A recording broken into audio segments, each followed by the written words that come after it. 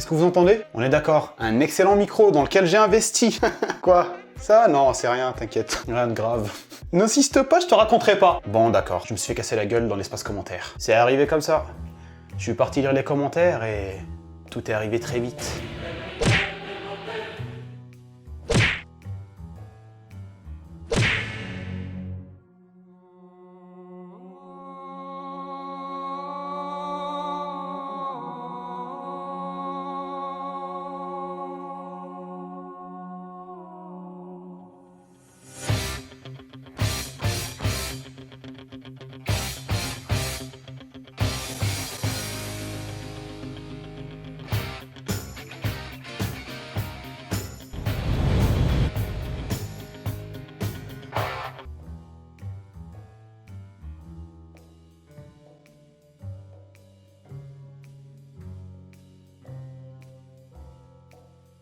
Eh oui les gars, vous m'avez fait remarquer, j'étais complètement d'accord avec vous à vrai dire. C'est vrai qu'à chaque fois j'avais des petits soucis avec mon micro et fallait vraiment que je me fasse casser la gueule pour pouvoir m'en rendre compte réellement. J'ai dû investir 140 balles.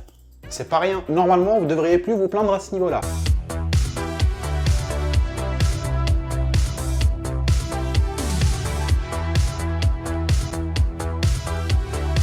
Et salut les gars, j'espère que vous allez bien, vous l'avez compris, on se retrouve aujourd'hui pour une petite vidéo duel de setup après cette intro incroyable, j'ai envie de dire, hein, tu peux pas dire l'inverse. Donc voilà, j'ai préféré garder le maquillage parce que ouais, je trouvais que ça faisait un peu mieux. Non, en vérité, j'avais juste la flemme, je me suis dit autant enchaîner directement. Voilà, donc on a un très beau duel aujourd'hui, deux très beaux setups, celui de Flo et de Francis. Vous allez voir, c'est plutôt stylé, clean, pas mal de RGB comme on aime. Voilà, donc n'hésitez pas à donner votre avis en commentaire. Pour toutes les personnes, je me répète à chaque fois, qui ont envie de participer à ce duel de setup, eh bien les copains, je vous mets mon adresse mail dans la description. N'hésitez pas à envoyer votre setup en photo, maxi qualité, maxi tout ça. Vous faites ça en format paysage et vous m'envoyez le maximum de descriptions concernant chaque composant de votre setup et de votre config surtout. Comme ça, vous passerez sûrement dans les prochaines vidéos. Allez, on va commencer par le setup de Flo, on va commencer par sa config et on verra ses périphériques juste après. Je vous laisse découvrir ça.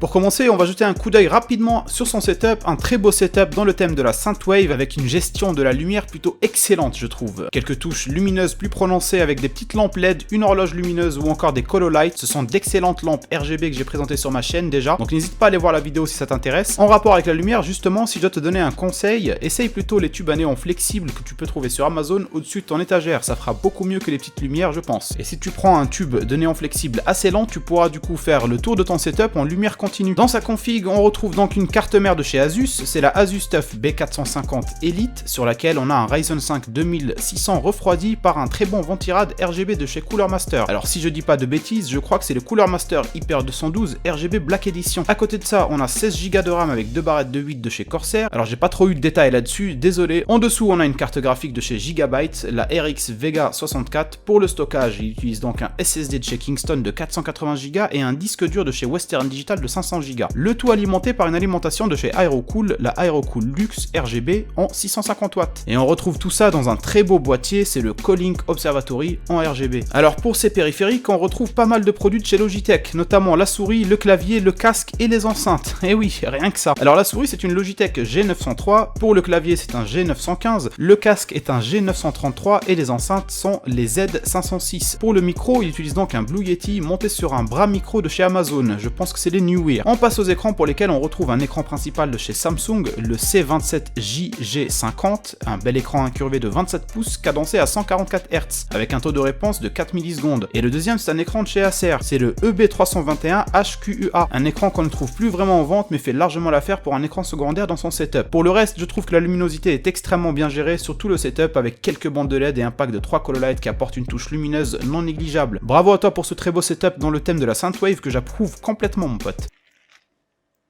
C'est du ketchup.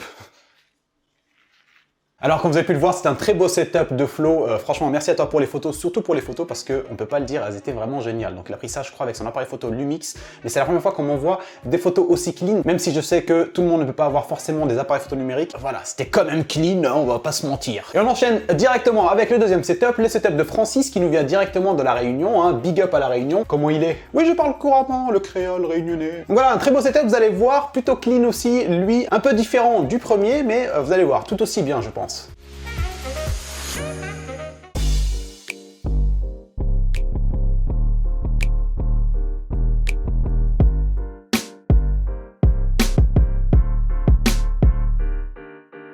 Alors pour le setup de Francis, je le trouve tout aussi bien que le premier, un peu plus chargé, mais la disposition de chaque partie de setup est archi bien gérée. Un beau RGB sur un fond coloré rose passe plutôt bien je trouve. Sauf le petit sapin juste à côté qui a l'air d'être fatigué. Quoi de pire pour un sapin de Noël que de se retrouver à la Réunion. Tuez-moi. Mais bon, ce n'est que temporaire je suppose. Alors dans la config de Francis, on retrouve donc un processeur de chez AMD, c'est le Ryzen 7 2700X, refroidi par un water cooling de chez Cooler Master, le Master Liquide en taille 240, en RGB. Ces derniers sont posés au KLM sur une carte mère de chez MSI. La X470 Gaming Pro Carbon sur laquelle on retrouve aussi une carte graphique de chez MSI, la 1660 Ti Gaming X. Et à côté de ça, on a deux barrettes de 8Go chacune cadencées à 3000 MHz en RGB de chez Corsair. Pour le stockage, il a deux SSD NVMe 1.2. Il se fait plaisir, le premier de chez Samsung, le Evo 970 avec une capacité de stockage de 250 Go. Et le deuxième, un Barracuda de 1 Tera carrément. Le tout alimenté par une alimentation de chez Thermaltake en 750 watts RGB. Et pour finir, son boîtier est un boîtier de chez GameMax. C'est le Abyss M908, un très beau boîtier avec un effet miroir en façade qui donne une illusion de trou sans fond. Perso, je kiffe vraiment. Et on enchaîne directement avec ses périphériques pour lesquels on va commencer par la souris et le clavier et on retrouve donc un clavier de chez The G-Lab. Il m'a pas donné la référence mais à vue d'œil, je pense que c'est le Case Rubidium, un clavier RGB à membrane qui est autour de 30 € et qui fait largement le boulot. Pour la souris, on a une X-Ray en RGB de chez Trust. Alors Trust, c'est une marque avec laquelle j'avais commencé au début avec mes périphériques. C'est une bonne marque qui fait du très bon rapport qualité-prix. C'est vrai que les produits ne sont pas forcément très chers, mais pour ce que l'on veut en faire, en général, on s'en sort plutôt bien. Et on passe aux écrans. Pour l'écran principal, on a un Acer ED273 en 27 pouces cadencé à 144 Hz. Et juste au-dessus, c'est un écran TV de chez Thomson en 107 cm. En termes d'audio, il a de très belles enceintes, je kiffe, de chez Speedlink. C'est des Gravity Carbon en RGB. Je les trouve vraiment classe. Vraiment, si un jour je dois changer d'enceinte sur mon setup, je prendrai, je pense, celle-là. Et on finit donc par le casque pour lequel il dispose d'un Spirit of Gamer en Virtual 7.1 Surround. À vue d'œil, je pense que c'est le modèle Elite H70. Bon voilà les gars, c'est la fin de cette petite vidéo. Oui, je sais, je continue à me badigeonner de ketchup, mais c'est pour rester dans le personnage. J'espère qu'elle vous aura plu, que le son du micro est un peu plus agréable à vos oreilles, en tout cas je l'espère, hein, à voir après dans le montage ce que ça va donner, mais dans tous les cas je vous la mettrai en ligne la vidéo, hein. Il est hors de question que je réenregistre. Non, je ne suis pas ce genre de personne qui fournissent ce genre d'effort. Bref, allez, je vous fais un gros bisou, portez-vous bien, si la vidéo vous a plu, n'hésitez pas à mettre un petit pouce bleu comme d'habitude, hein. Vous connaissez la routine, vous connaissez la chanson. On se retrouve très prochainement pour une prochaine vidéo ou voir un live, et puis bah voilà, en attendant, portez-vous bien et on se voit très bientôt. Ciao ciao.